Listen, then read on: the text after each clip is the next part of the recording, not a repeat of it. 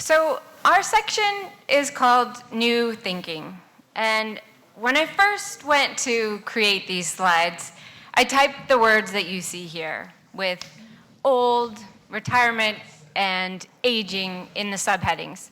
And I used the design ideas button in PowerPoint, and this image popped up. And I thought, wow, is that what happens if you type these words? Is this what most people think of when they think of retirement and aging?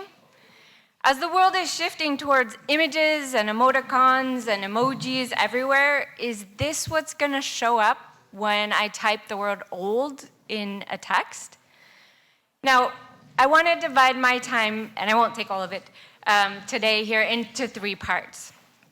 And I want to start with old thinking by focusing on retirement, to make the point that we as a society need to rethink retirement. We are living with outdated assumptions about life expectancy and ageist norms, particularly with regard to productivity and the role of mature workers. Now, then I'm going to focus in on productivity to ask, what does it mean to be a productive member of society? And of course, you see the word Gomer, and I'll say a bit more about that in just a few minutes. This is, of course, a reference to the book House of God.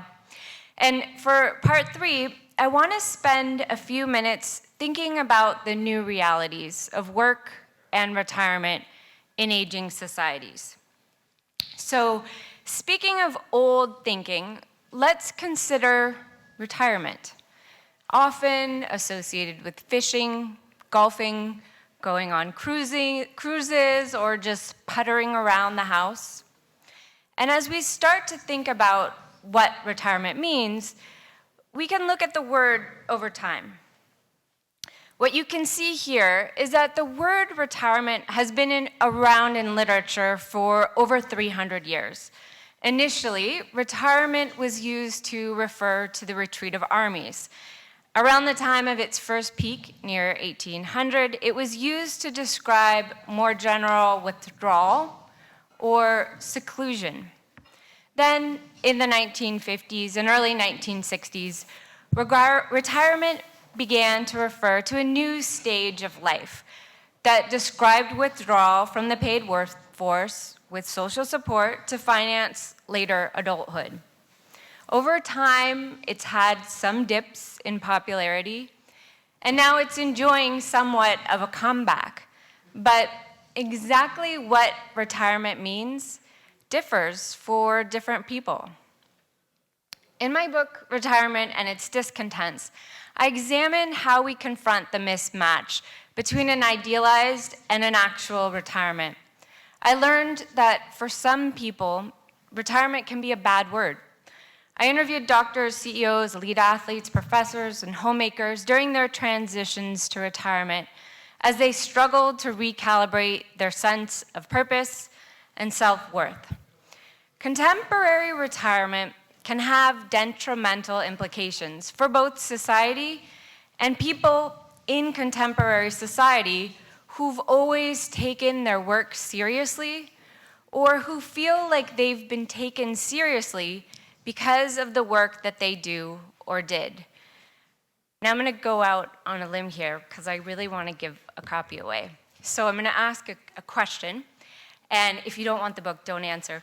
The question is, what percent of Americans are 65 and over? And you can raise your hand, and I'll give it to you.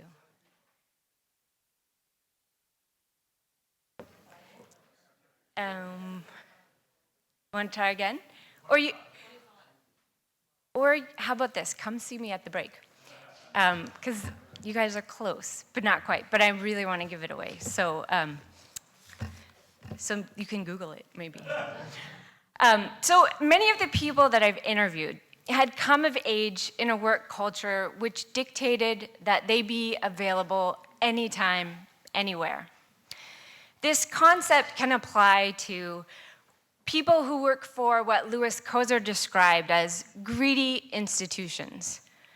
Greedy institutions require total commitment from their members, thus enabling the prioritization of institutional demands over participation in non-work spheres. Greedy institutions demand undivided time, attention, and loyalty.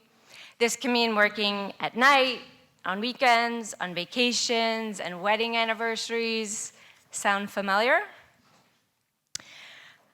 I've written academic articles about work identity and retirement, and a subset studied the experiences of physicians. And this work illustrates how being a physician requires full commitment, focus, and often self-sacrifice. And this can complicate planning for retirement. Retirement can be seen as being role-less, disorienting, and even selfish. A physician's work can have life or death consequences, and the physicians I interviewed were expected to always make the right decisions about their patients' care. Then, at precisely the right moment, they were expected to know when to retire. One of the takeaways that I learned is that we're missing out on a subset of society who wants to keep contributing, but is being governed by anachronistic norms and ageist assumptions. Here you can see that across North America and Europe, the gap between life expectancy and average retirement age has increased steadily since the 1970s. Most Americans say goodbye to the workplace between 55 and 65 years old, and the average retirement age in the US is 60, the median is about 62 years old. So a lot is being left on the table when it comes to traditional retirement for people who are potentially interested in contributing to the workforce. It was only a few months ago that the Premier, I live in Canada, and in our province, the Premier tried to impose mandatory retirement across the board for academics at a specific chronological age. Now, I want to make just two quick points about traditional retirement. Number one, early pensions provided a modest amount of money that was a fraction of earnings for eligible workers who survived past average life expectancy. By early 1900s, most of Europe and Scandinavia developed public pension systems for workers who lived long enough to meet the age of eligibility, which incidentally was longer than life expectancy. So it was in 1935 that the US instituted Social Security for workers at age 65. Well, at that point in the US, life expectancy for the average worker was 61. So the short story is that initial retirement pension plans were intended to kick in when the average worker was already dead. The second point I'll make quickly here is that early pensions were provided with the explicit goal of making room for younger workers. And that brings us to part two, productivity. As a civilized society, when have we ever not been concerned with productivity? I don't have a prize for that question. Being productive has always brought us value.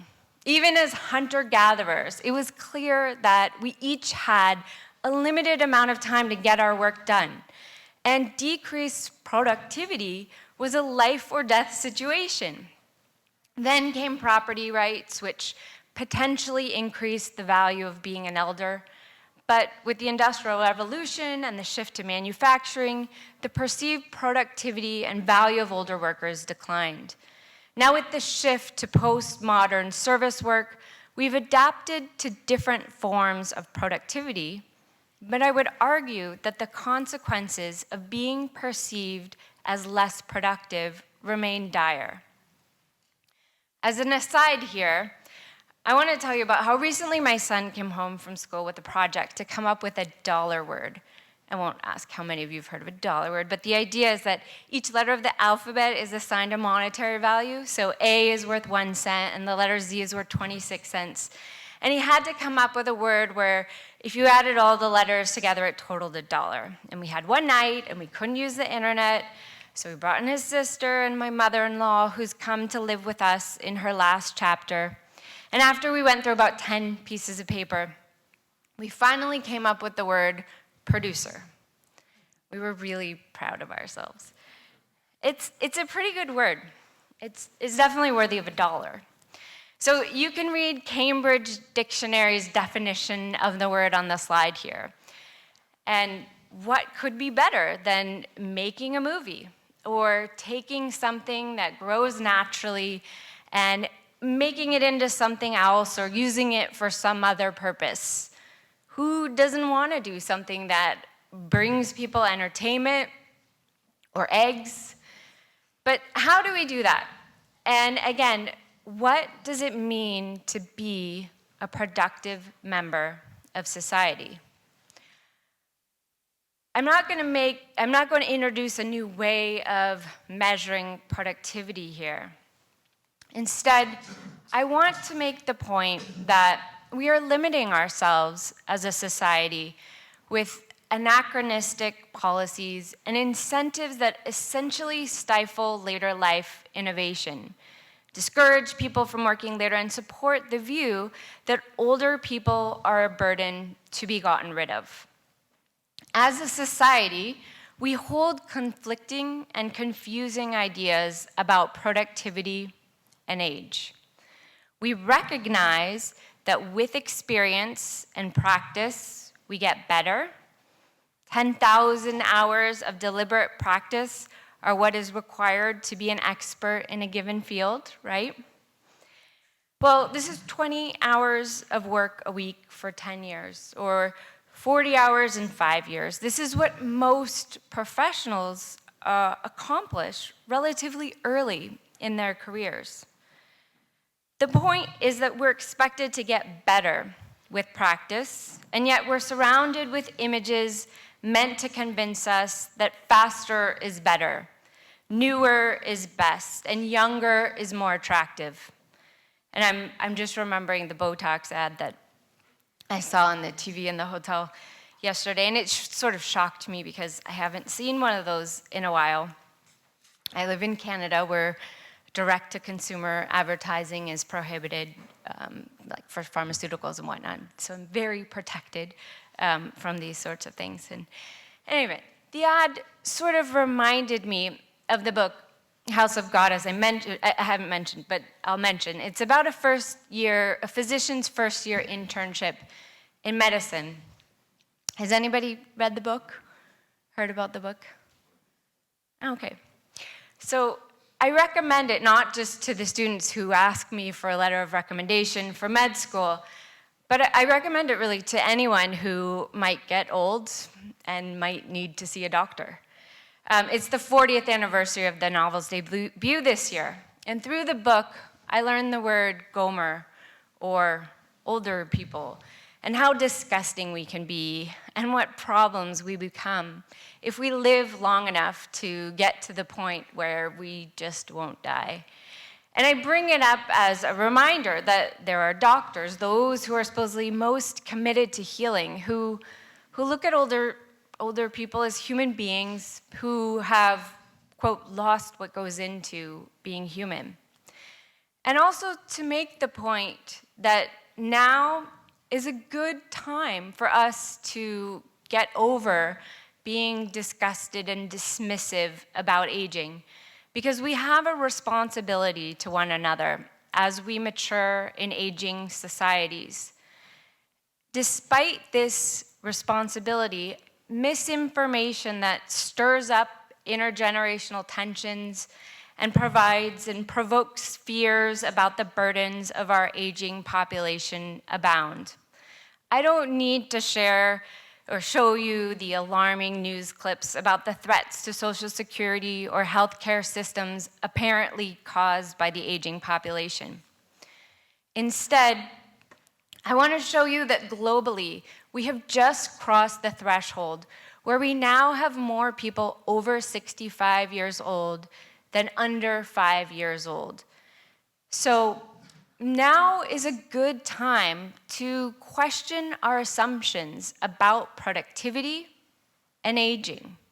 This is also a good time to clarify that I don't want to waste your time here talking about how your time horizons are shrinking with each passing minute here, or to praise or critique you on how productive you are. In fact, I want to say the opposite. I want to suggest that as our time horizons, on average, are longer now than they've ever been in all of human history.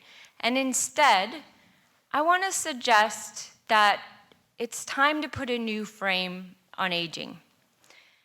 The main purpose, as I read, of the Center on Capitalism and Society is to, quote, analyze what determines a country's ability to generate and select innovative ideas and create an economy that is both dynamic and inclusive. So why are we so exclusive when it comes to mature workers? We are living in remarkable times. More of us are living longer than we have in all of human history. And we expect that a longer life expectancy is not going to go away for most of our population. Now, for most of human history, life expectancy has been under 40 years old. Now, life expectancy is about 80 years old. So in less than 200 years, we have more than doubled our life expectancy. So what you're looking at here is life expectancy over time by continent, with life expectancy on the y-axis and time on the x-axis. And what you can see is that life expectancy has increased dramatically all over the world since around the Industrial Revolution. And this is largely due to medical and technological advancements that have enabled us to decrease infant and maternal mortality and other mortality from acute conditions. Now you can see there's some variation by continent, but by and large, across every continent, more of us are living longer. And this has implications for every aspect of life and society. For one, living longer means that you'd better take extra good care of your teeth, especially if you're going to make it to 142. This also has implications for the way that we structure our pension systems. In adulthood, your chronological age is not really telling of much beyond when your next birthday is going to occur. Experienced mature workers have important skills that are often overlooked. And now, some people are not eager or ready to retire, but other people simply may not want to see retirement as a binary decision. There are many famous innovators and individuals whose most significant contributions to society have come later in life. I chose to pick people not in this room for examples. Charles Darwin published Origin of Species at 50. If you recognize these actors, you'll know them for the contributions they made later in their lives. It's not difficult to list examples of major contributions made by people who were in later stages of the life course. This should make us pause when we think about the associations we have with age and work, or between age and productivity, or even purpose in life. We've all been warned that every day 10,000 baby boomers cross the threshold of entering into traditional retirement age in the US alone, and they'll do so for the next decade. Millennials and Generation X and Generation Z and whatever comes next hear about the burdens that are coming and the drains to our public systems created by the aging members of our society. But they're unlikely to hear the whole story. Today, nearly 15% of the population in North America is over 65, and well over 20% of the population in countries such as Japan, Germany, and Italy are 65 and over. Consider that just 2 centuries ago, less than 2% of the population was over 65. So I want to make the point that as each of us get lucky enough to live longer, as societies age, organizations are at a risk of a massive brain drain and loss of intellectual capacity and institutional memory because of out-of-date assumptions and policies about work and aging. We live in remarkable times because numbers are taking on new meaning. Many of us live with the expectation that hitting a specific chronological age is telling of all sorts of things, like how productive you are, or what your creative potential is. Questions about productivity with age and clear-cut ageism still pervade much of the workforce. We need to recognize this threat and creatively rethink strategies to create more sensitive and sophisticated ways to be more inclusive of workers' knowledge and to retain workers to the extent that the interest in continuing to work is mutual. And I'll just leave you with one question, which is, if you had 100 years to live, how would you design them?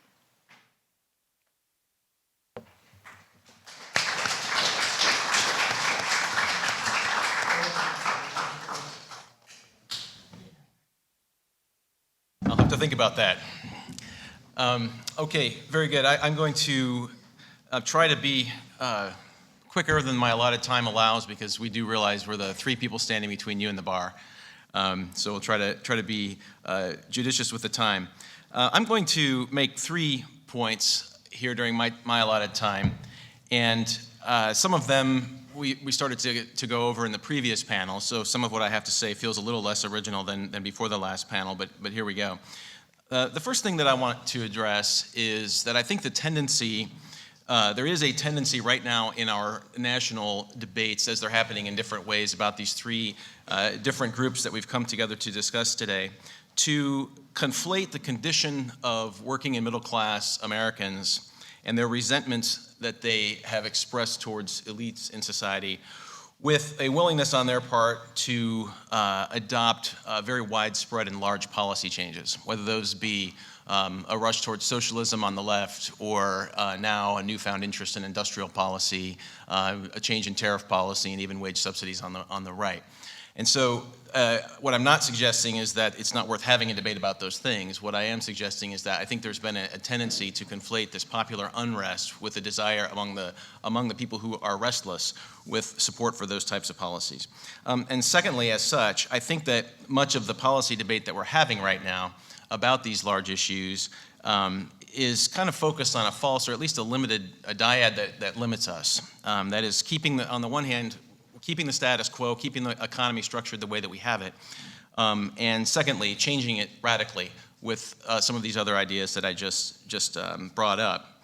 I think it overlooks an important alternative option, which is rich within American tradition of populism, which really has to do with expanding opportunities for people to self-actualize and to realize the kind of lives that they want to have. So I'll come back to that as my second point. And third, I would like to focus on this notion that social isolation and stagnation are contributing to the kind of popular unrest that is leading people to support these types of movements. And to the extent that that is geographically a phenomenon, and I think it is, I think an important part of our discussions going forward should be about the fact that communities actually matter. I think as provincial and as quaint as it might sound, neighborhoods matter.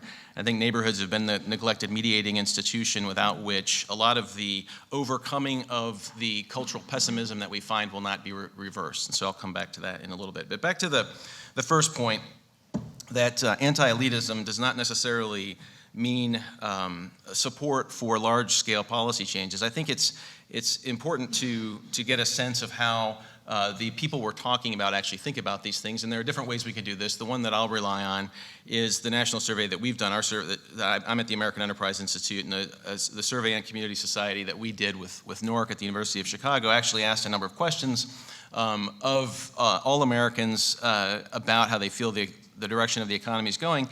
And we found that the working class, and we have a specific definition that we in Brookings Institution worked out of the working class last year, which I can be more specific about later. When we looked at how working class respondents reacted to questions, we found that when it comes to economic trajectory, short-termism, the kind of whether or not you'll be financially better off or worse off or about the same a year from now, most people of all classes will say about the same. But about 3 in 10 working class Americans say that they'll be better off, which isn't a whole lot farther behind their more affluent peers. But more interestingly, working class minorities were more bullish than working class whites. 37% of them said they expected to be better off in a year's time, which is more than more affluent upper middle class whites. When we ask about the direction of the country, we found out that working class Americans are actually fairly bullish on the direction of the country. They're somewhat satisfied or very satisfied with the direction. And that right now is even more than their more affluent peers. And when actually the more affluent respondents in the survey were more likely to say that they feel like they're very dissatisfied with the country. About 1 in 4 said that, whereas only about 14% of working class whites responded the same way.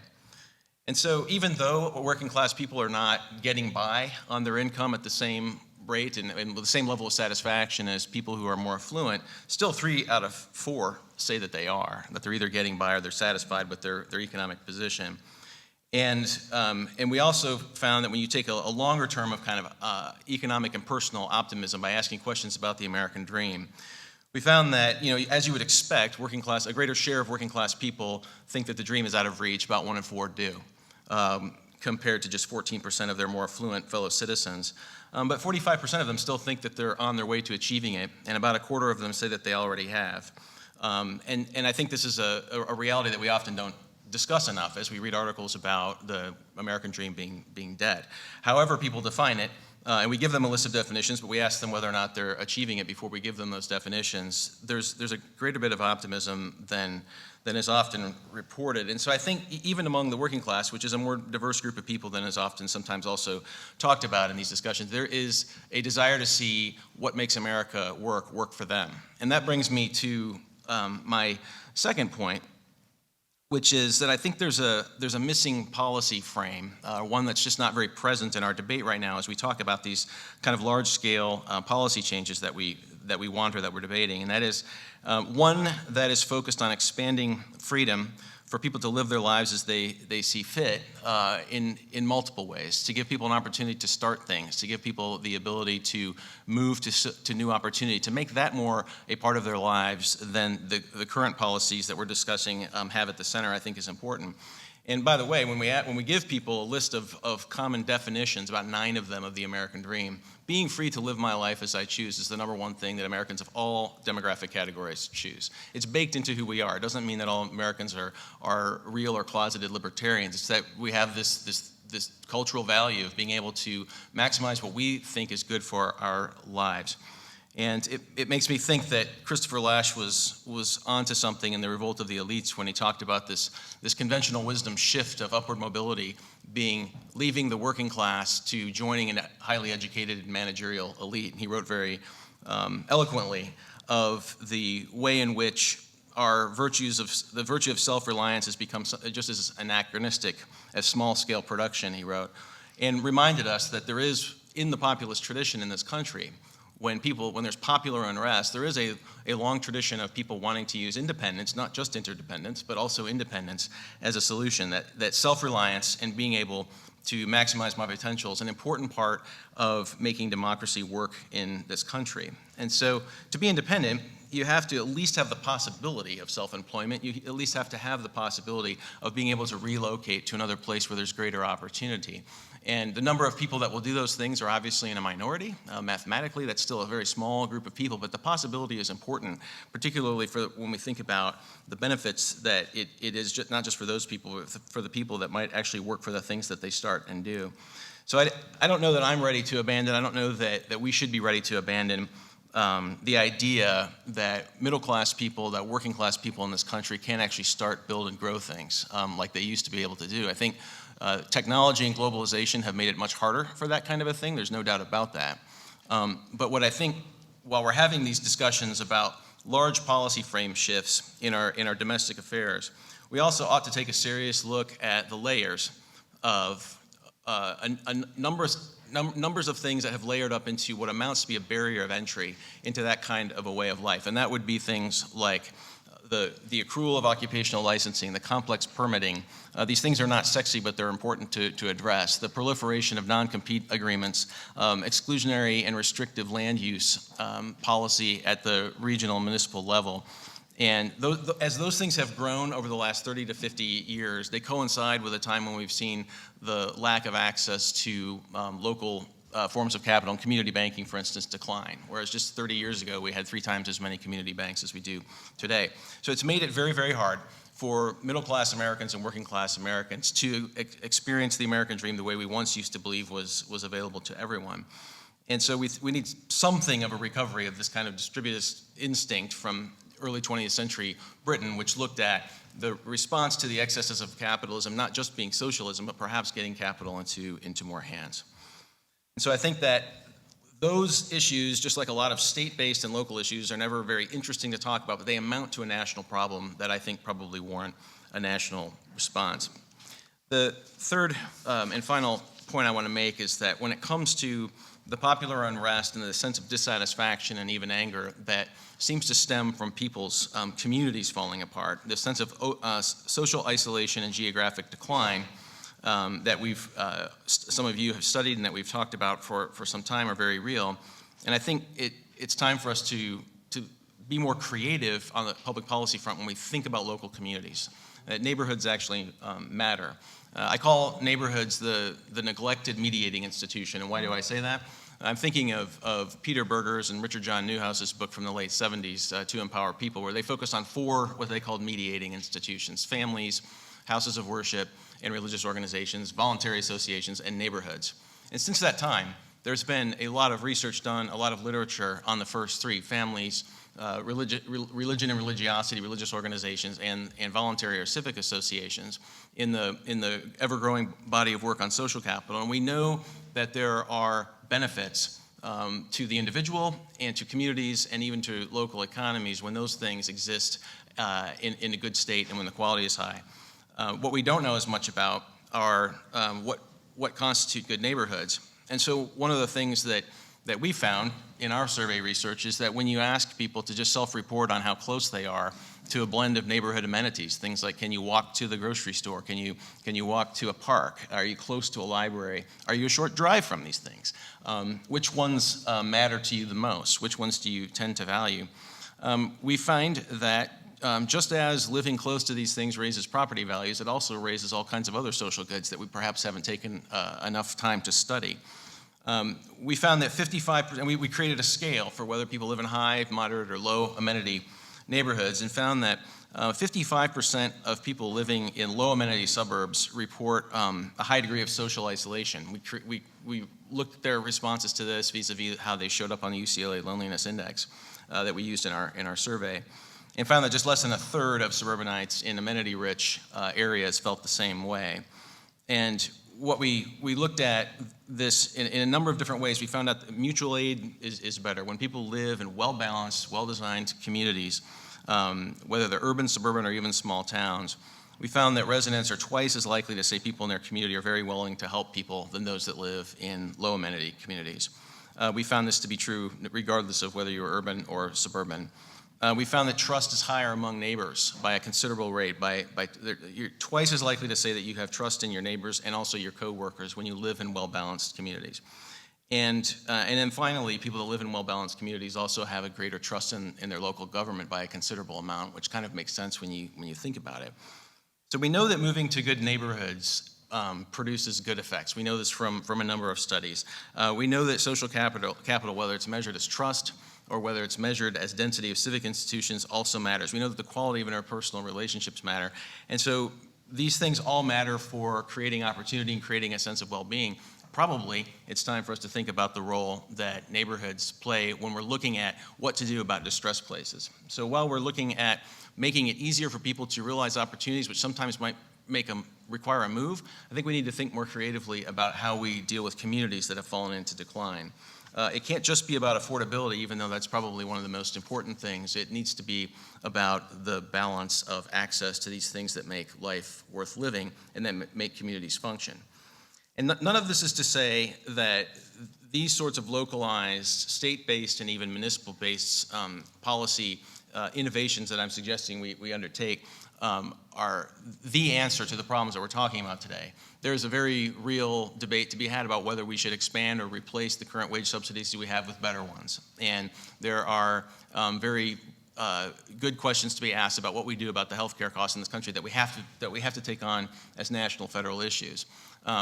And regardless of where we come down on those things, if we're not at the same time looking at removing these barriers to an aspirational culture at the local level, I think even if we get those large national policies right, we're still going to be dealing with problems on the ground for a lot of reasons that have been discussed today.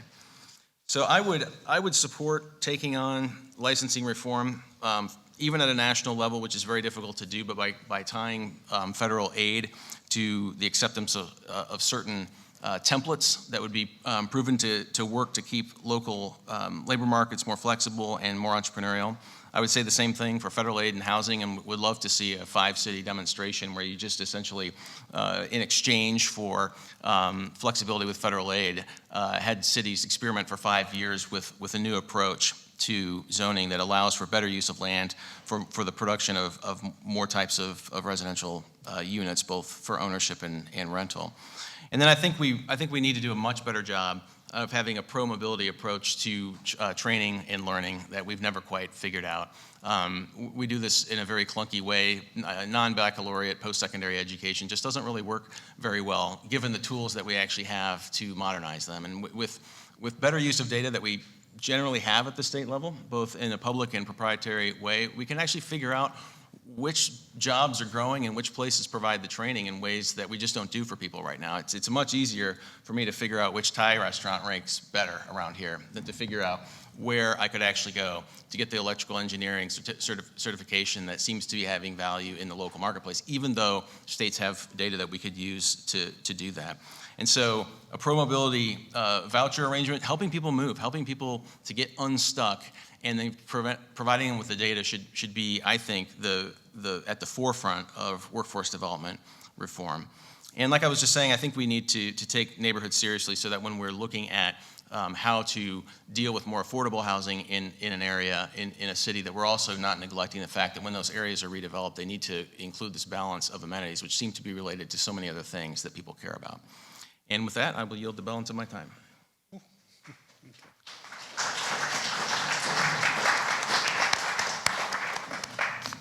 Well, I have the unenviable task of trying to sum up this day, and I want to do it in a rather odd way, which is to reflect a bit on what the issues we've discussed today have to do with climate change. And I want to do that, I should tell you personally, because I'm on secondment to the United Nations to develop a program on cities and climate change. And I'll speak about this in my own voice, not as UN policy. But I think I found the day enormously resonant in terms of the issues that we're grappling with in the UN. Let me start with nationalism. And it's obvious that climate doesn't know about nation state. It doesn't, the border's never, a national border doesn't stop climate change.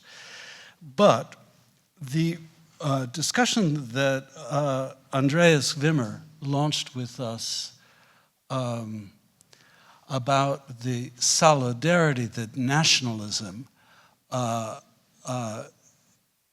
produces is an issue for us in terms of forecasting climate change refugees.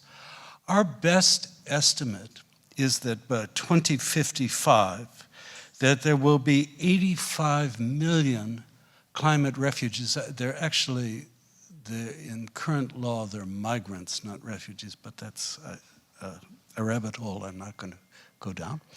That this 85 million will be driven by desertification from Africa out of Africa. And where do they go? Most of them will head towards Europe.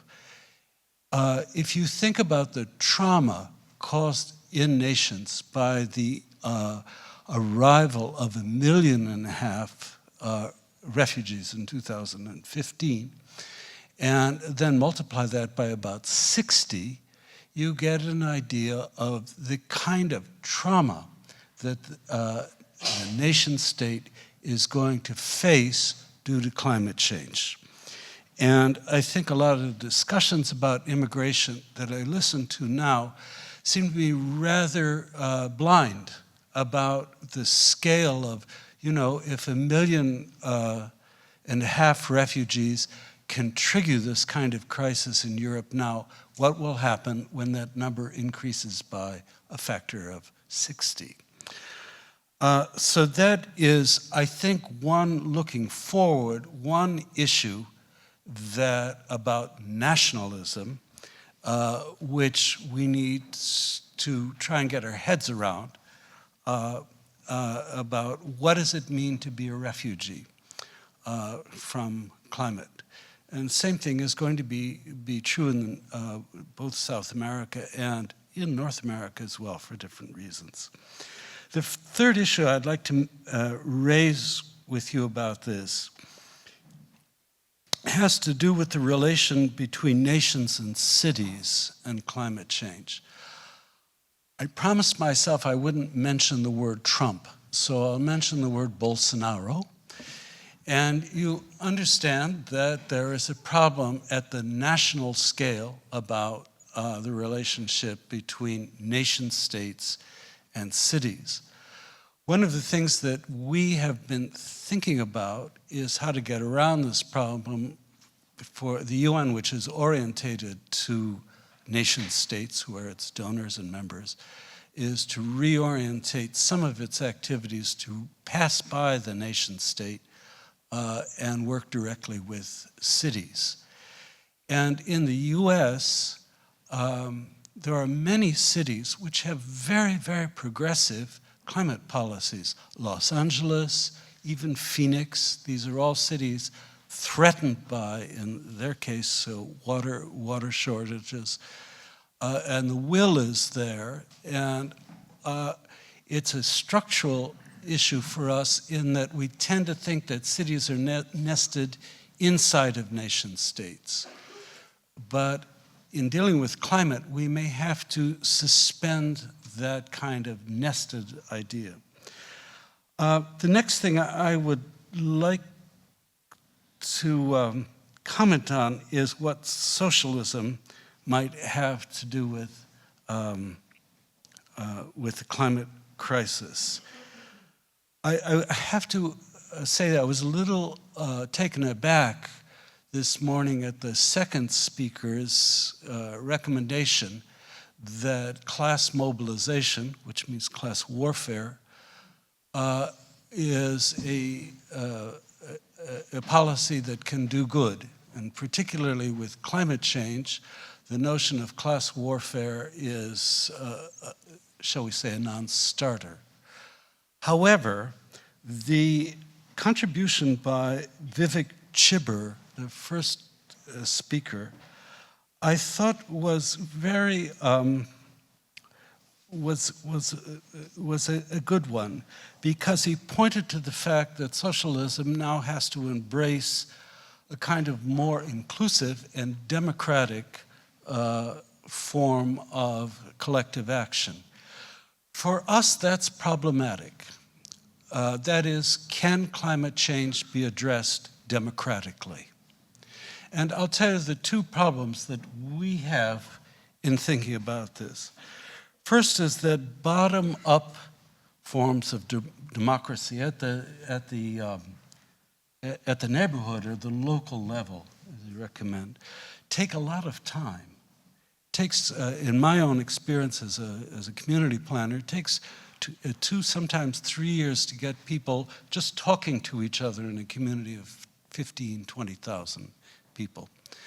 We don't have that time in terms of climate change. Our best estimate is that within 17 years, if we haven't acted decisively, that it will essentially be too late, that we'll pass over that 2-degree threshold. So time is short, but local community action is a long-term process.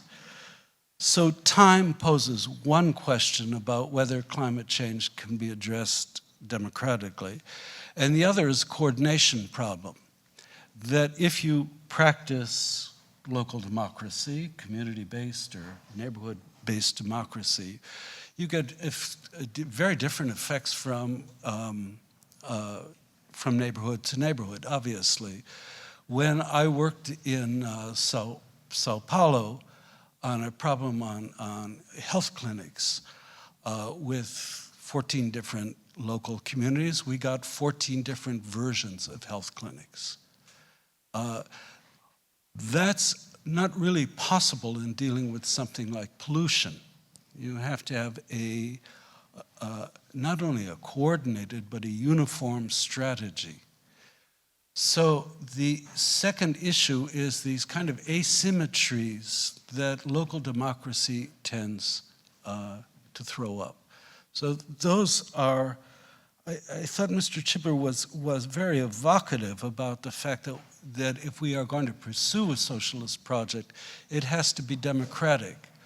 But that may not be within the ballpark of dealing with climate change. I'll come to the problem the other way down about simply imposing draconian, at the end of this little talk, about imposing top-down forms of behavior change. So it's a real problem. Third, I'd like to address the progressive thing, which I was very glad to see that economics has been shoved into the progressive camp. As best we can tell, carbon trading is not going to be a very viable form of progressive economics in dealing with climate change. And that's because it's a market in which the dominant powers are able essentially to control the terms of the trading. Mr. Tria spoke about the conflict between hegemony and cooperation in economy generally, and this is true in the carbon trading issue in particular. There has to be cooperation of a sort where there is not necessarily a gain made by the ones who have carbon emissions to trade. I and my team are much more interested in the various versions of the Green New Deals, which have been proposed throughout the world now. And these pose a question about whether inequality, which is a real problem, about dealing with whether proposals to deal with inequality can do anything to really change the capacity to deal with climate change. Can it? I mean, if we, as it were, balanced people's agency, would that do anything to deal with a problem like pollution or desertification?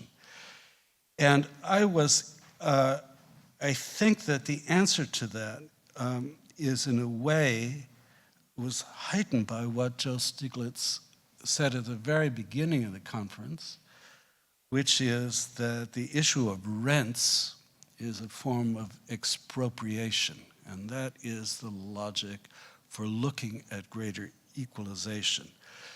Many people think that this is all well and good, but it has nothing to do with pollution.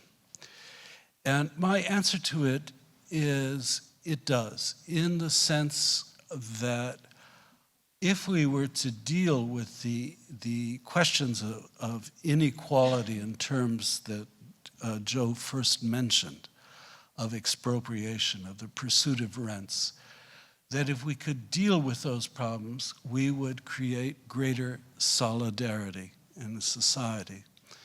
And since climate change is going to involve, dealing with it adaptively, is going to involve sacrifice by everybody, there has to be an ethos in which solidarity is a driver of sacrifice.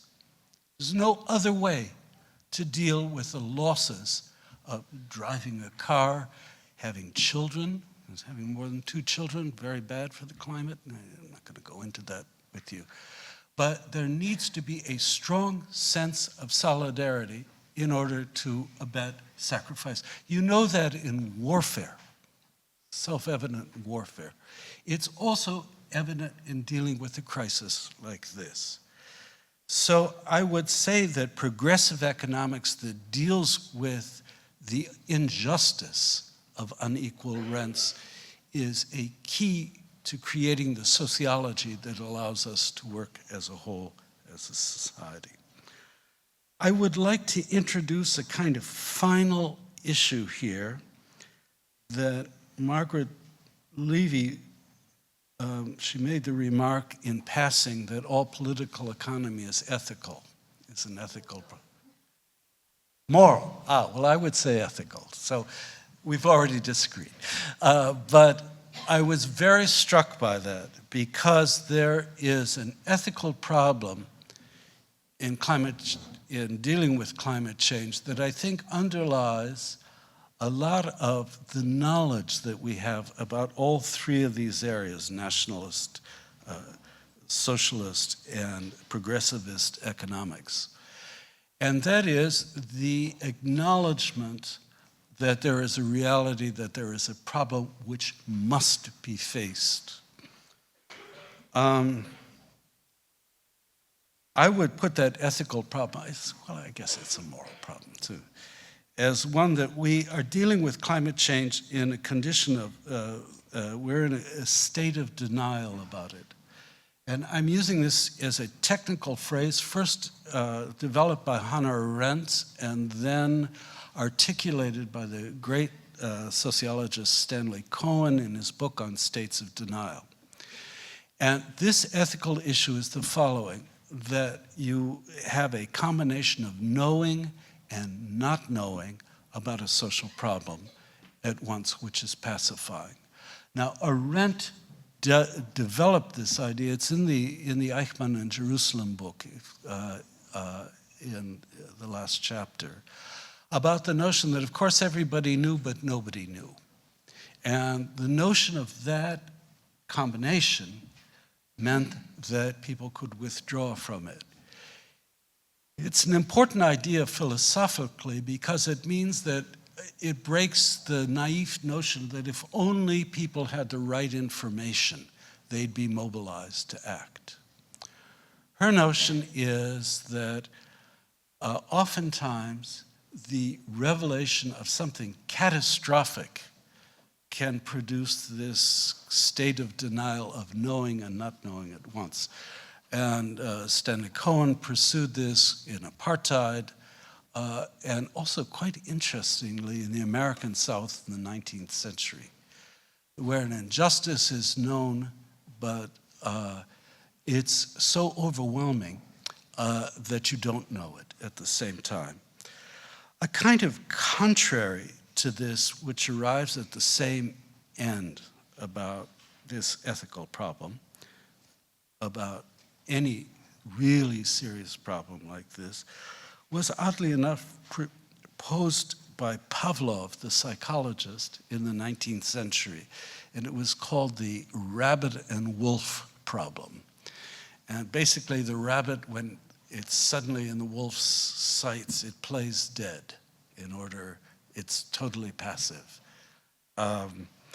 This, you can think of it in modern terms, and we've all experienced this, is the deer in the headlights, that the deer freezes once it sees that it's in mortal danger.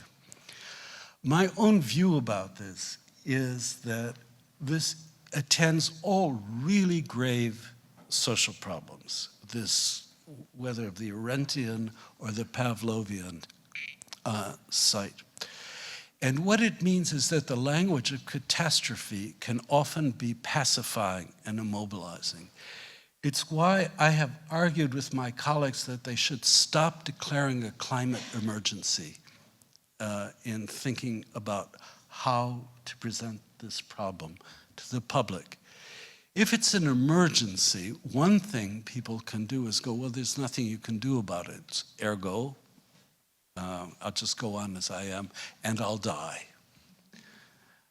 And that's a very, at the moment, I would say that is a very common response to the problem we face, which is how to mobilize people to take action either at the city or at the sub-city, at the neighborhood level, to feel that they have agency. Perhaps this is Richard's book has something to say about this. Richard Robb's book, which is about agency. The most important thing we can do in terms of the politics of this crisis is to arouse in people the feeling that they are actors in this rather than are rabbits, deer caught in the headlights. So, as I say, for me, the conference has been very, very illuminating and interesting in all three of these areas in touching about issues which point us towards probably the gravest social challenge we will have in the future. And I thank you for organizing it.